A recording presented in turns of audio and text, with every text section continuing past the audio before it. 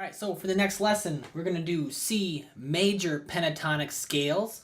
We're going to do the 3 positions of them, and then we are also going to do a little connecting scale exercise. So let's check it out. In this one, we're going to go a little bit, the one in first position is going to go a little bit below, and then it's going to also go past the octave as well. You'll see what I mean here in a sec. The G one kind of went octave to octave to octave, actually. So here's the C major pentatonic scale. At the very beginning here of the page. So it's...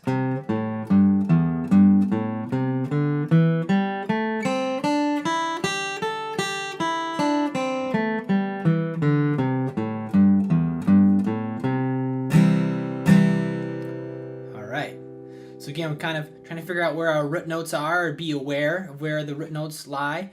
Of course, the first note is C.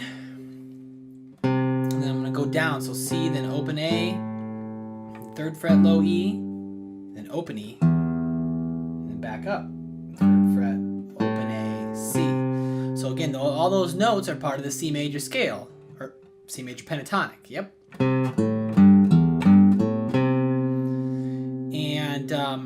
I mentioned this with the G stuff, and if you didn't watch that already, but I do want to make a point that I want you to listen and think about how the pentatonic major and the regular major sound different from each other. What are the qualities? What does your ear hear that makes it different, okay? Because they do obviously sound slightly different. And so some songs are going to call for different scales, and they're going to and each of these scales is going to provide, the major versus the major pentatonic are going to provide a different tone quality or texture to your solo, okay? So really use your ears, think about the difference, okay? The C major, 3 octaves, closed, connecting scale exercise, okay? So just think about it as a connecting the major scale exercise. And we're going to kind of start in that same little spot, and then we're going to work our way up the neck, okay? So here's what it sounds like.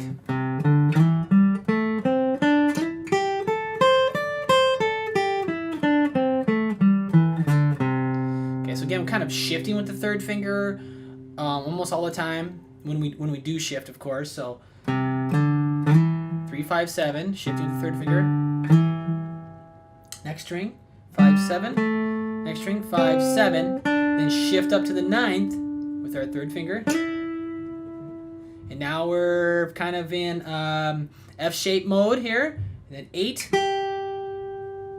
10, 8. That's an octave. I'm going to go past it once, past the C note. 3rd finger sneak back in there in the 9th fret. Shift down. 5, 7, 5, 7, shift down, 5. Okay. So there we go. Let's do the country and bluegrass.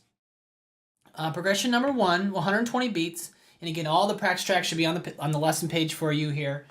And again, this progression is going to go C, F, G, back to C. So 1, 4, 5. And as I've been talking about throughout this section of the course, and now that we're really starting to apply this stuff, is that I'm trying to play, I know the chord, if you know the chord changes, and maybe you don't know the song particularly, but because people want to know, like, how do I solo over songs I don't know, but maybe you'll catch on to the chord progression rather quickly, like this one's pretty easy. So what I'm going to try to do is I'm going to try to create lines that, again, lead my ear and or the listener to the next chord. Okay, so I'm going to be landing on a 1, 3, or 5 scale tone of whatever chord I'm going to. So we can think about that. So what are the scale tones in the mix of the major triad in C is C, E, G. The major triad in F is F, A, C. Major triad in G is G, B, D. So when I'm doing these lines and soloing, I'm thinking about landing on the 1, 3, or the 5 of the next chord. And I'm taking my line and trying to, again, just really pull me there. And it doesn't have to be anything crazy cool. And so let's go over it. And really, these progressions, just major scales are going to work really well too. Actually, let's do that. I'm going to do just major, or mostly major scales here for this first one, country and bluegrass. I'm going to start it over. Here we go. 2, 1, 2, 3.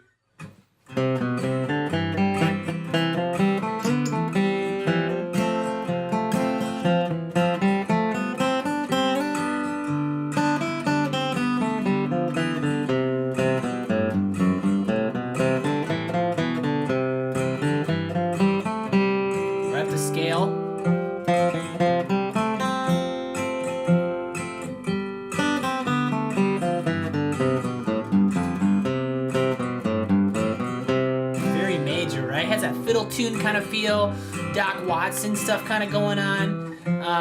Sounds really nice. Kind of make a little G chord there.